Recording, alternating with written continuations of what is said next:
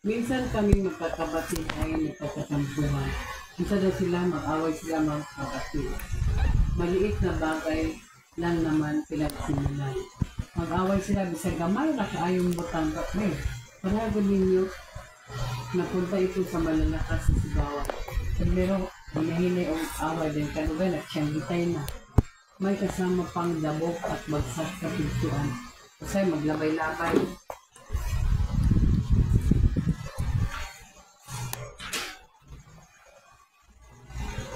Narinig pala ni tatay ang aming sigawan. Narinig na lungo.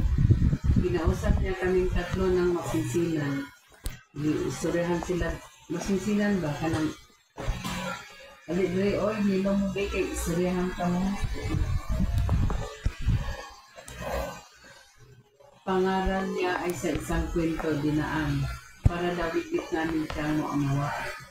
May tatlong bakang nangingilain sa isang bukirin. Habang may isang leong kanina pa nakatingin. Kahit gutom na ay hindi siya makalapit ang leon. Kasi ang tatlong baka ay laging magkadakit. Naitulo pa baka din ay layon dito ba? Isa layon nga, alam mo yung kanon ang isa ka baka. Pero di na siya kadoon, kaya kanang tulo ka tao, anak man sila, may buka-ayon. Pero isang araw nang ang mga baka ay nag-away-away sa panginain sa bukid, sila ay nagsisimulay. Ito na nga ang araw na pinakahintay ng iyon. Gutom na gutom, kanina pa naglawas. Isa ka adlaw, paminaw ba? Nag-away man pang tulo ka baka. Nag-on sila si Parit Ways. Isa na lang nabili, doon dahil ang layon. Kaon niya ang isa ka baka. Mga baka, isa-isa niyang nilapitan. Wala silang magawa dahil nag-isa na lang. Kaawa-awang mga bata, kanyang naging hapunan. Natalo sila ng leon dahil sa kanilang awayan. Nagpatay ganyan kung tulo ka layon, kaya kaaway ng sintulo ka baka. Pagkatapos ang kwento, si tatay ay lumabas muna. Naiwan niya kaming tahimik at naging kalmado na. Ang aral na taglay ng kwento ay amin na ikuha. Dapat walang makasira sa aming pagkakaisa. Soro ate, sorry Bronso, kayo ay aking nasigawan. Kasi di na ta mag-away ha, pareha niya ka sa baka, di kaon sa layo. Saka sa mga nagawa ko sa inyong dinamdam, makikipag-away ay akin ng pakaiwasan. Pipilitin kong maging mabuti at maasahan. Kaya di na ta mag-away. Ang aking mga kapatid ay lumiti na lang ng tulad. Alam kong tulad ko, sila ay talagang natuto. Narinig namin mahalagang aral ng kwento, tiyak na tiyak sa aming tatlo ay may napala.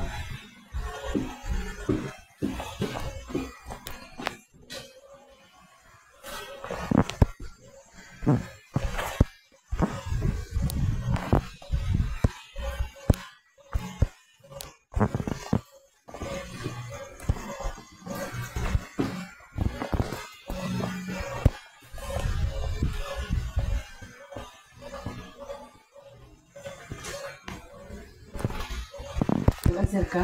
Oh, Nag-answer English. Sukuin kung ang dalawang salitang nakadiin ay magkasingkahulugan o magkasalungat. Magkasingkahulugan o pareha bahintan. Pananglitan. Masaya. Masaya, ngumungiti. Parehara na sila kayo. Happy ka mo, smile ka. O ang magkasalungat o dili pareha at ang gabi. Ang kapag opposite sa gabi. Oo. Maliwanag. Opposite ba? Ngit-ngit, buntag. Ini ang maliit na bagay ay naging malaki pag hindi naayos agad. Ang sama na siya. Magkasingkalahugan o magkasalungat. Ini maliit o malaki. Magkasalungat kay kini maliit. Ang opposite ana is malaki. So magkasalungat. MS. Dapat iwasan ang sigawan dahil ang hiyawan ay pwedeng pagmulan ng away. Kining sigawan o hiyawan pareharan sila. Magkapareha. Masinsinan ang usapan dahil isang seryoso ang naunawaan.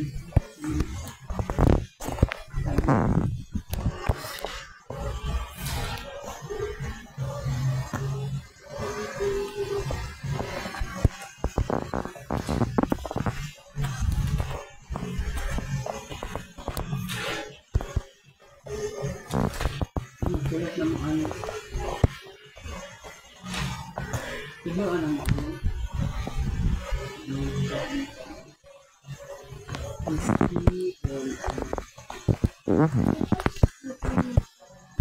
Oh, practice na mo? Wala pa.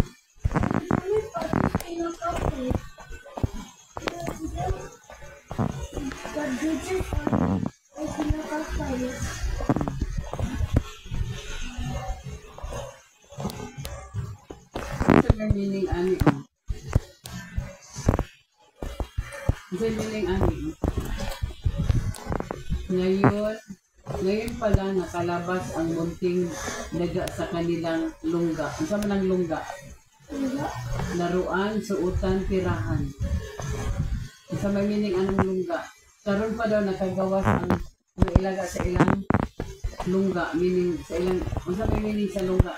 Laruan, suutan, tirahan.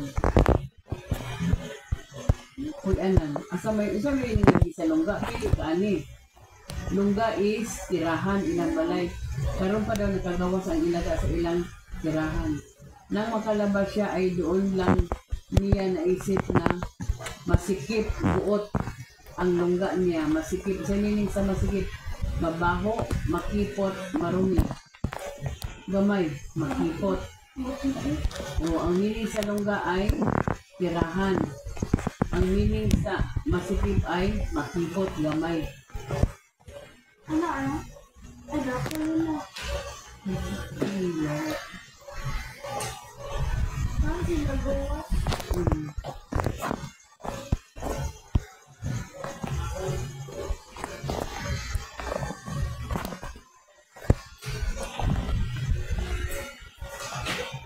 Sa meaning ani, nakatitig.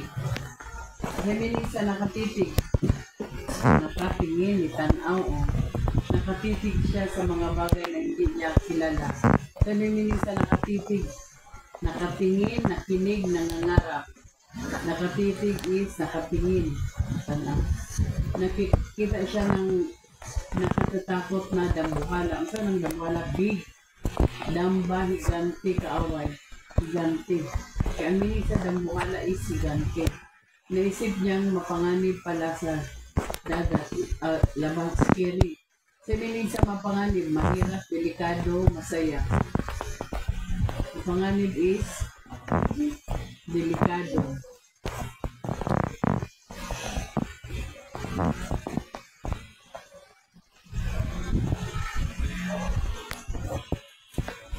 Nagdula ka dapin? Lo. Panghali pa matli. Panghali pa nanong.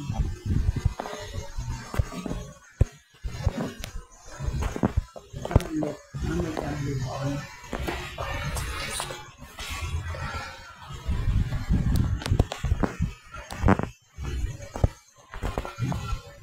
Tablet. Ano sa tablet? 116.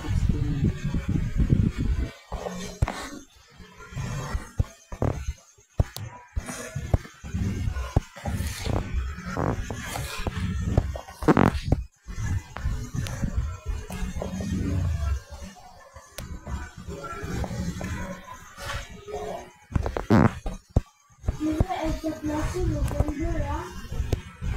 Nila November 2. November 3 natambalo. Tama na na October 27.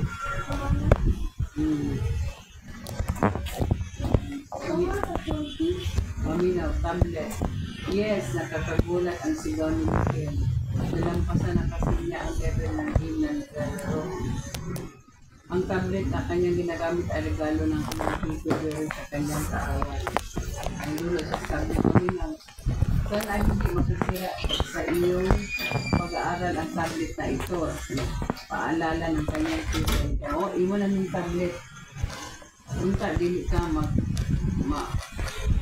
bubo na kay tablet. Nangako naman si Miguel na gagamitan lang niya ito sa kanyang pag-aaral. Isa dili mo kung mag-play ani ako kaming use pag-school.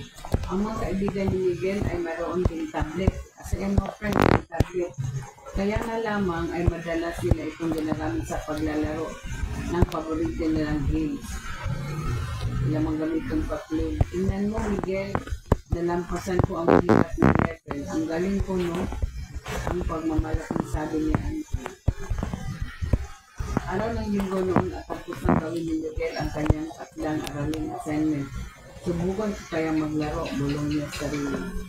Nung basa niya maglaro, di nang tagal ay tuwang-tuwa. Tugay, nalipay na siya. Naliig na naman siyang dili-undula o tabi. Pagpipindod, napasigaw pa minsan. Mula noon, study niya o magdula. Mula noon, sobrang siyang manilisa. Nag-isip ko ang kape? Mula noon, sobrang na niyang mahilig sa paglalaro. Madalas ay nakikipaglaro rin siya sa kanyang mga kaibigan. Sige na sila, gagawin niya. Napabayaan na tuloy niya ang kanyang pag-aaral. Hindi na siya ganyan mag-study. Okay na, sige na lang siya study. Tinatawag ng guro ang magulang ni Miguel. Bagsak ang grado niya sa unang markahan. Nagman naman siya.